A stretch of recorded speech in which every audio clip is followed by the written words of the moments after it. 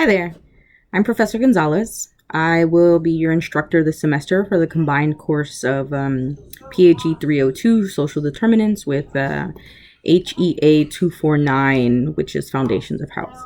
So we'll be looking at foundations of health in the United States combined with a social epidemiological lens, really focusing on social factors that are either riskier or protective in terms of disease outcomes.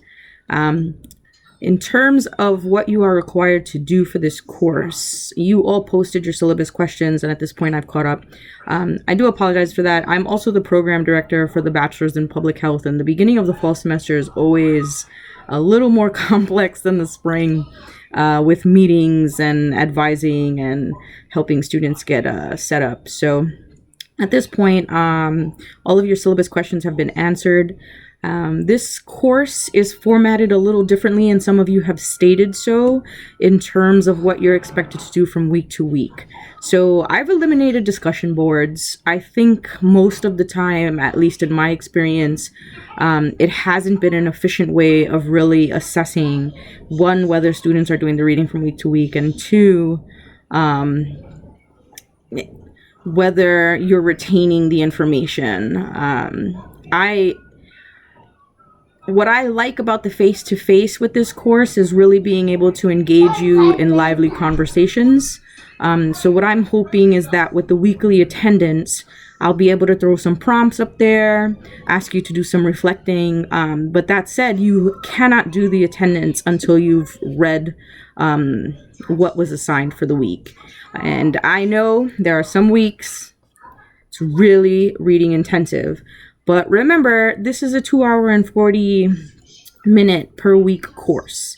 So I haven't assigned you more than what you can handle for a 3-credit, 45-hour in total course. And also just, this is what I do in terms of my life interest. I am at the end of my PhD studies, and I'm focusing on social determinants of cardiovascular health, specifically with Black and Latino communities, preconditions for CVDs, which include type 2 diabetes, hypercholesterolemia, hypertension. And so when I talk about disparities experienced by vulnerable populations, it's also something that's near and dear to my heart. And so I'm trying to give you the best composite of information that I can, because there really is an infinite amount of resources that we could dive into on any one of the different weeks, the subtopics that we focus on. So a couple of you asked questions about what the attendance will look like, how you'll be graded. Essentially, your attendance is similar to your participation. It's 35 credits, 35 points in total towards the 100 that you can get in my class. So you should take it seriously and make sure that you are staying on top of the reading, writing your own notes, reaching out to me with questions if there are terms or concepts that are unclear. I am going to post slides on the theories piece because, especially for folks entry level just coming into this topic, it can be a little overwhelming. Krieger is an epidemiologist out of Harvard, and some of her writing can be a little, what's the best word for it? Some of her writing can be overly complex. So I will throw some slides up there within the next week to kind of take you through that after I've seen what you've put forward through this week's attendance prompts. So don't worry about that. But the attendance is really an opportunity for me to see how you are experiencing the content. And so I really need you to watch videos that are assigned, dive into the supplemental links if there are additional resources assigned during a week, because I want to see you take on one of these topics for your final project. And people have asked questions about that also. Do we have freedom to choose our final topic? You absolutely do. There's a caveat. You cannot, and we'll get there because I've asked you to actually post your research topic, but it's probably better that we talk about this sooner than later. Your research topic shouldn't just be, I'm interested in diabetes. This is a Foundations of Health Social Determinants class.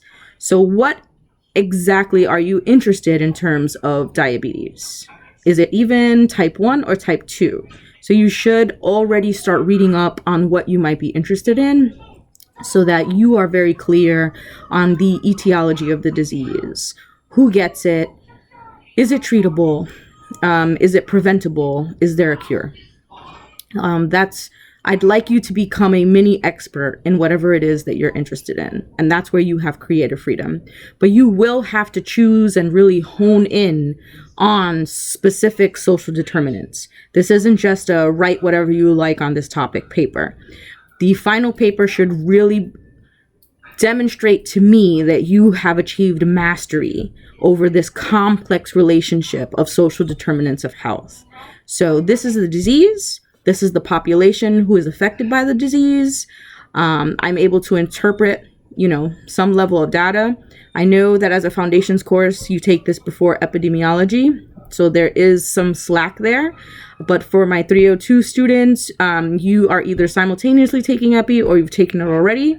So I want to see you utilizing some of those key concepts and be able to interpret information that you're pulling from the articles that you're reading.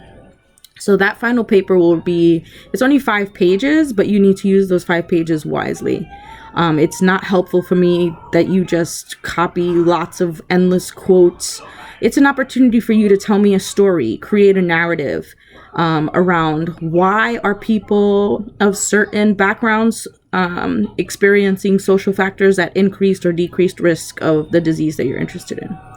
The 2-page paper, which is listed as your midterm paper, again, they seem short and some people get really excited about that.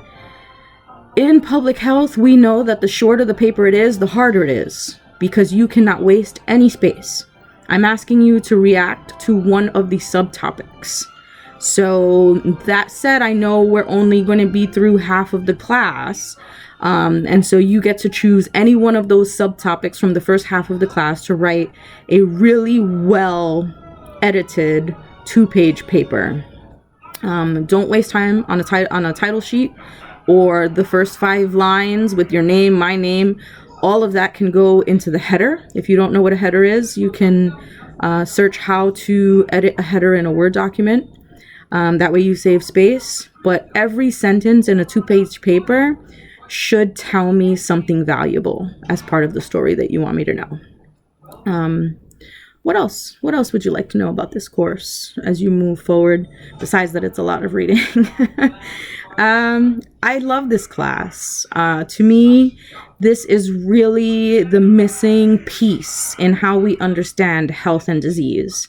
I'm also an epidemiology teacher here at Lehman. So when we talk about the relationship between communities and prevention and how we can change risk, how we can reduce exposure, those are all things that I care deeply about. And I hope after you take this class, you will also care deeply about.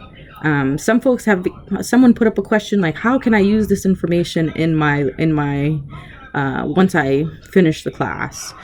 The truth of the matter is that everything that I try to curate in this class, I hope that you not only use in your profession, but that you utilize with your friends and family to improve their health education and the quality of their lives in the long run. I'm a pretty relatable person. You can contact me and I try to respond pretty immediately. That said, your midterm and your final, or even issues with the attendance, getting it in by Sundays at 11:59, lack of planning does not constitute an emergency for me. So I have provided you with a syllabus with specific deadlines. I encourage people, I used to do a lot of leadership development training. I encourage people, if you are one of those folks who gets an adrenaline rush from doing things at the last minute, mark in your calendars that the assignments are due one day before they actually are. There was a question about safe assign. Your safe assign, if it comes out that your citations and If there's not a link to a video on how to do in-text citations, I will go back and put that in. Watch this video before you even start your midterm and your final. Well, definitely your midterm. Because if your citations are incorrect and your safe assign score, when you upload your document in Blackboard, it's going to run it through an engine called safe assign. And I've given access in Blackboard so that you can see the report.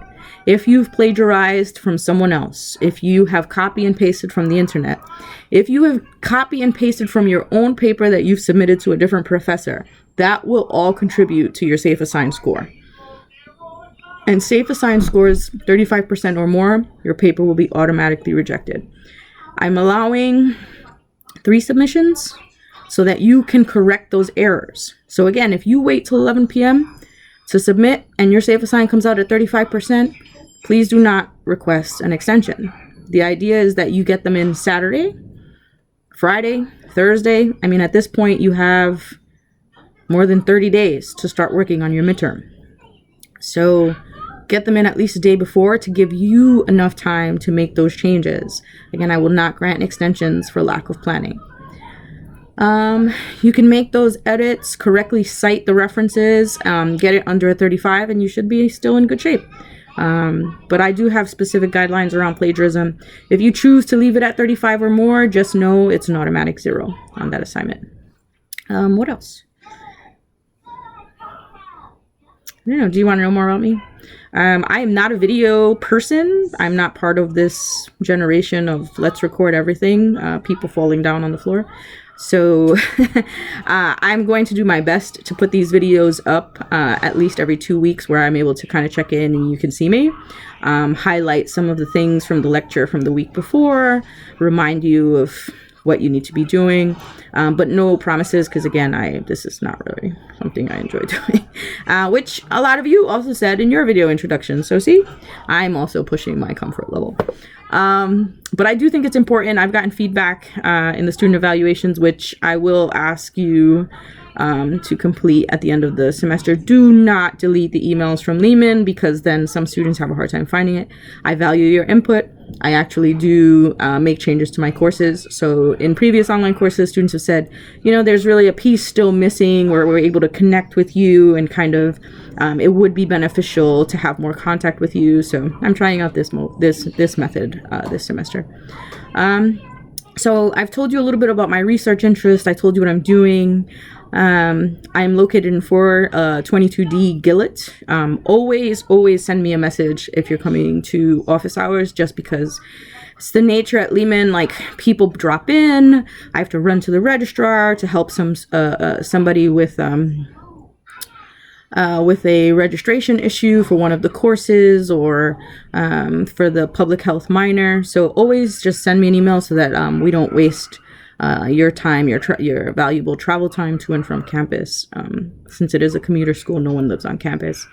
All right, so this is a super long video, so I'm going to sign off. But any questions you have, send me an email. Check out the responses to your syllabus questions. Email me if you're going through stuff and you just are like, I have no idea what this theory is. Please don't just kind of sit on it. I teach because I believe in the role education can play in making the difference in people's lives, people's access to capital and resources and better living conditions. And we'll see in this course how living conditions impacts your health. And so it's not just, do this so you can get this paper and said that you did this. I want you to want to learn this information, and that's what's important to me. All right, so I'll be seeing you. Take care.